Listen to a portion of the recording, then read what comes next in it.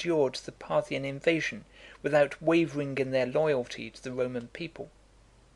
Aphrodisia maintained the worship of Venus, Stratonicia that of Jupiter and of Diana of the Crossways.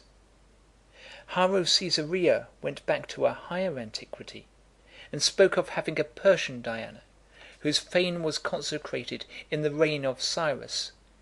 They quoted too the names of Perpenna, Isauricus, and many other generals who had conceded the same sacred character not only to the temple, but to its precincts for 2 miles. Then came the Cyprians on behalf of 3 shrines, the oldest of which had been set up by their founder Arius to the Paphian Venus, the second by his son Amathus to Venus of Amathus, and the last to Jupiter of Salamis by Teucer when he fled from the wrath of his father Telamon. Audience was also given to embassies from other states. The senators, wearied by their multiplicity, and seeing the party spirit that was being roused, entrusted the inquiry to the consuls, who were to sift each title and see if it involved any abuse, and then refer back the entire matter to the Senate. Besides the states already mentioned, the consuls reported that they had ascertained that at Pergamus there was a sanctuary of Aesculapius, but that the rest relied on an origin lost in the obscurity of antiquity. For example, the people of Smyrna quoted an oracle of Apollo, which had commanded them to dedicate a temple to Venus Stratonicus, and the islanders of Tenos an utterance from the same deity, bidding them consecrate a statue and a fane to Neptune. Sardis preferred a more modern claim, a grant from the victorious Alexander. So again Miletus relied on King Darius. But in each case their religious worship was that of Diana or Apollo. The Cretans too demanded a like privilege for a statue of the divine Augustus. Decrees of the Senate were passed, which, though very respectful, still prescribed certain limits, and the petitioners were directed to set up bronze tablets in each temple, to be a sacred memorial, and to restrain them from sinking into selfish aims under the mask of religion. About this time, Julia Augusta had an alarming illness, which compelled the emperor to hasten his return to Rome, for hitherto there had been a genuine harmony between the mother and son, or a hatred well concealed. Not long before, for instance, Julia, in dedicating a statue to the divine Augustus near the theatre of Marcellus, had inscribed the name of Tiberius below her own, and it was surmised that the emperor, regarding this as a slight on a sovereign's dignity, had brooded over it with deep and disguised resentment.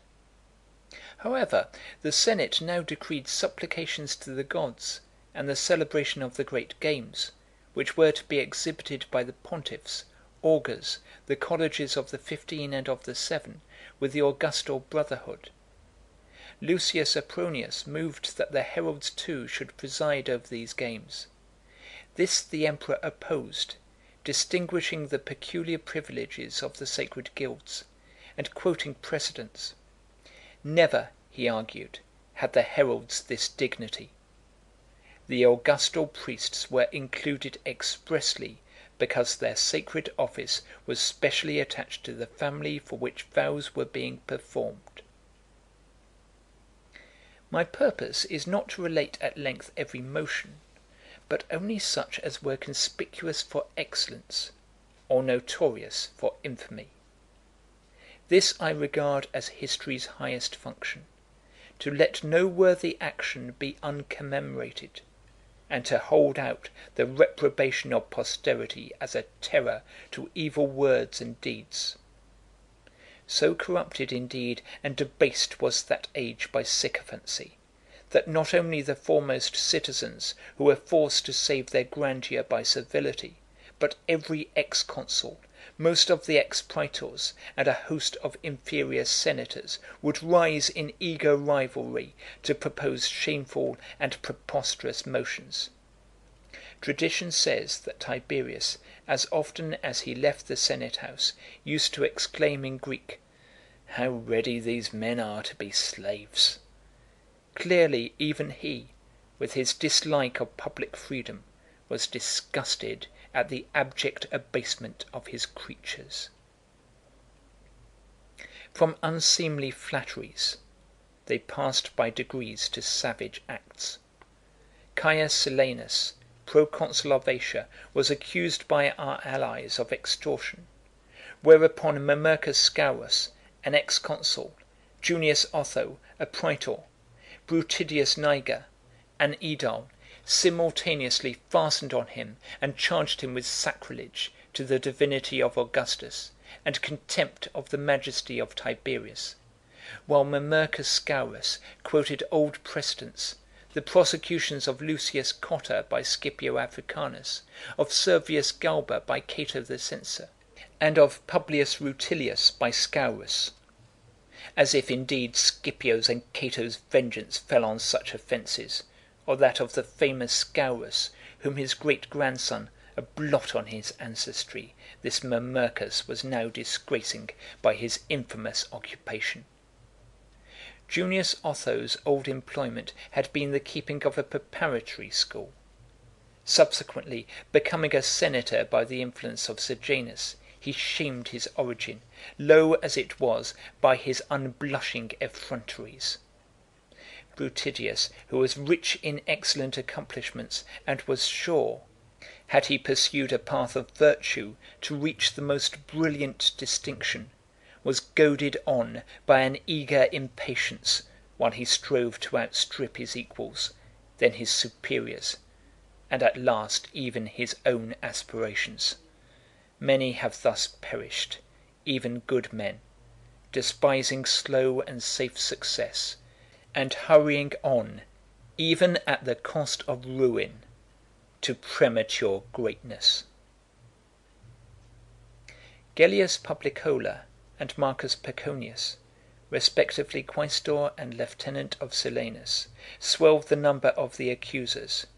No doubt was felt as to the defendant's conviction for oppression and extortion, but there was a combination against him that must have been perilous even to an innocent man. Besides a host of adverse senators, there were the most accomplished orators of all Asia, who, as such, had been retained for the prosecution, and to these he had to reply alone, without any experience in pleading, and under that personal apprehension which is enough to paralyze even the most practised eloquence. For Tiberius did not refrain from pressing him with angry voice and look, himself putting incessant questions, without allowing him to rebut or evade them, and he had often even to make admissions that the questions might not have been asked in vain.